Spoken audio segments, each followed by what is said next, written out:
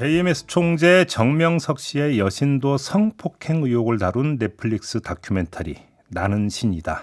다들 알고 계시죠?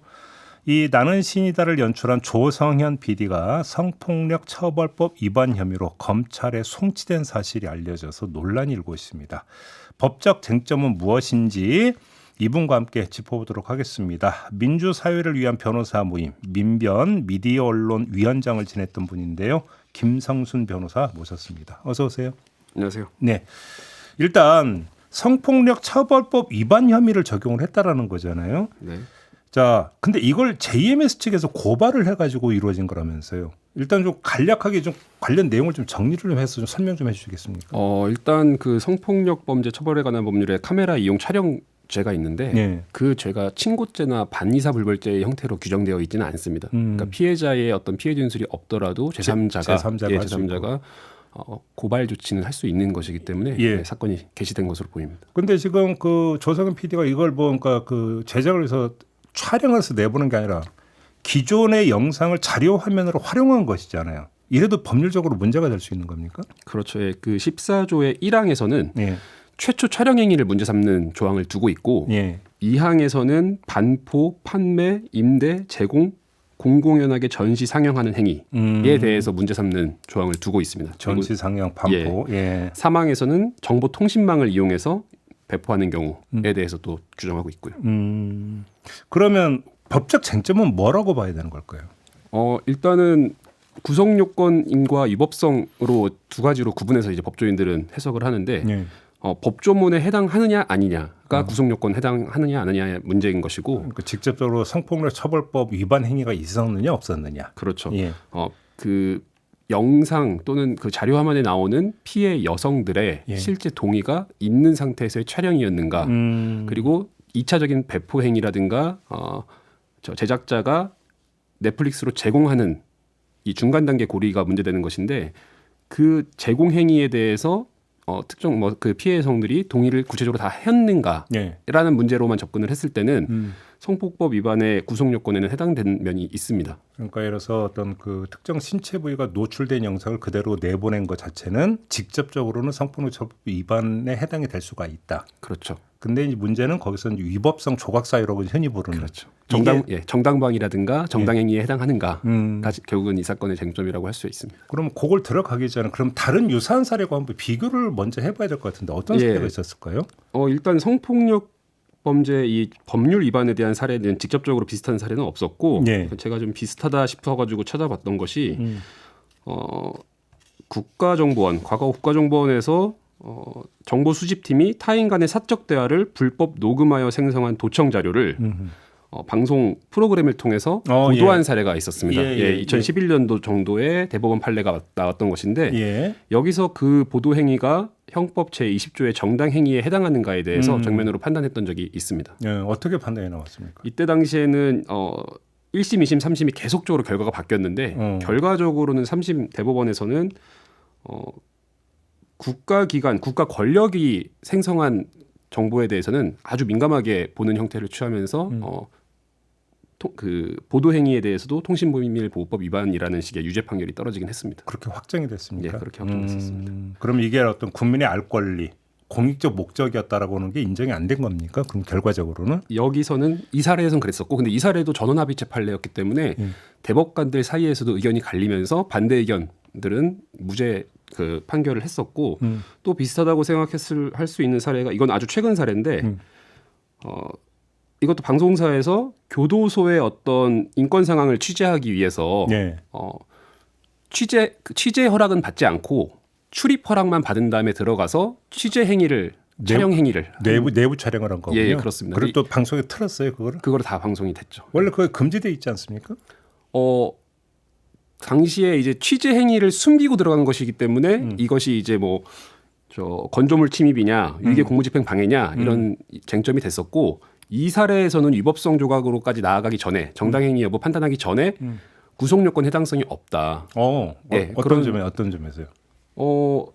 그 당시에 취재 행위를 물어본 적, 취재 행위를 할 거냐 안 할 거냐라는 것을 뭐 속인 적은 없었고 단순히 출입 여부만 우리 취재 안 해요라고 그런 얘기 명시적으로 밝힌 적이 없다. 예, 그러니까 그렇죠. 속인 건 아니다. 그렇죠. 맞습니다. 예. 그리고 동의를 받고 들어간 것이다라는 것 때문에 위계공무집행방해와 건조물 침입은 최종적으로 무죄 대법원 판결이 났던 적은 있습니다. 그래요. 그럼 이번 건 같은 경우는 어떻게 그 판단을 해야 판단이 나오게 될까요? 저 개인적인 생각으로는 이번 사건 같은 경우에는 교도소 그 취재 사건보다는 통신비밀보호법 위반 사건에 좀 더 유사하지 않나 싶고 구속요건 해당성은 어떻게 보면 수사기관의 송치 결정과 같이 판단할 수밖에 없지 않나. 네. 그렇게 하지 않으면은 많은 어떤 불법 영상물에 대해서 규율하기가 쉽지가 않습니다. 수사기관 입장에서는. 그래요? 그럼 결국은 공익성을 적극적으로 판단해서 위법성 조각이 있냐 아니냐, 형법 제20조상에 위법성 조각이 있냐 아니냐의 판단으로 나아가야 되지 않나라는 생각입니다. 그러니까 여기서 이제 위법성 조각 사유로는 이제 워낙 전문 용어가 나오기 때문에 이게 예를 들어서 이제 법률 저촉 행위는 있었지만,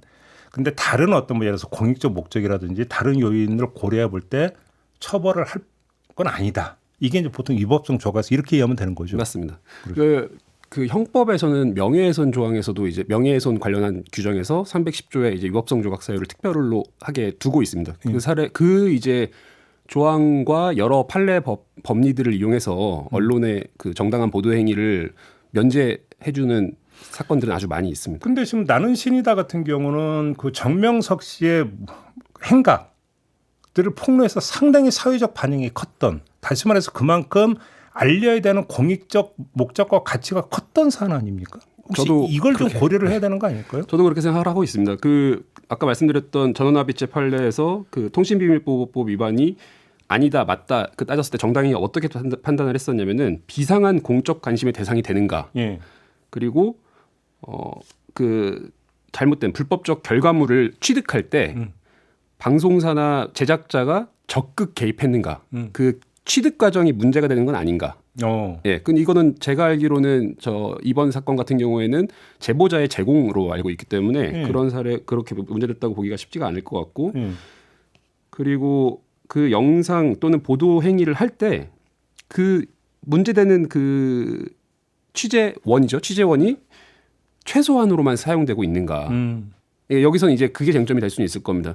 어떤 여신도들의 나체 영상이 분명히 사용됐는데 그것이 공익 목적, 어떤 범죄 행각을 밝히고 범죄를 예방해야 하는 공익 목적에 부합하는 정도로 그쳤는가 아닌가. 여기서 두 가지가 고려가 돼야 되는 거 아닙니까? 당시 그러면 그 다큐멘터리의 어떤 그 내용의 전개상 그 영상이 꼭 필요했는가의 부분 하나. 그렇죠. 두 번째는 그럼 신체가 노출된 여성들의 동의가 있었느냐 여부. 이 두 가지가 또 중요한 판단 증거가 되는 거 아닌가요? 그렇죠. 그 신체 노출 여성들의 동의 여부는 결국은 이제 구속 요건이 있냐 없냐의 문제이기 때문에 그건 일단 넘어가 봐야 될 것 같고 들어가 봐야 될 것 같고 넘어가 봐야 될 것 같고, 결국엔 공익성이 얼마나 강조되는 영상이었는가. 그러니까 어떤 범죄 보도는 필연적으로 자극적인 선정적인 요소를 담을 수밖에 없습니다. 기본적으로는. 근데 그것이 대중에게 주의를 환기하는 어떤 목적이었는가.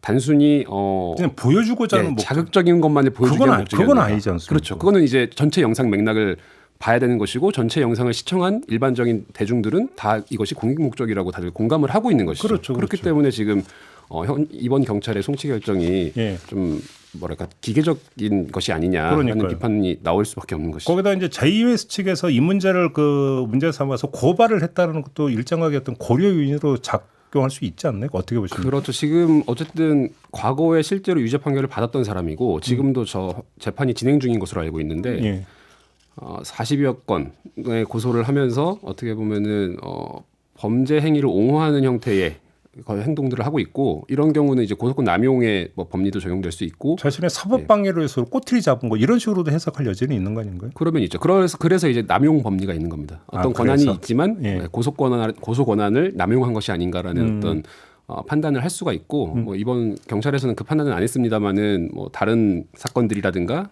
검찰 판단은 기대해 봐야 되겠죠. 그리고 이제 경찰이 이제 검찰로 넘긴 것이기 때문에 또 이제 검찰에서 어떻게 판단할지 이것도 좀 봐야 되는 문제인 것 같습니다. 알겠습니다. 오늘 말씀 여기까지 듣도록 하겠습니다. 고맙습니다. 예, 감사합니다. 김성순 변호사와 함께했습니다.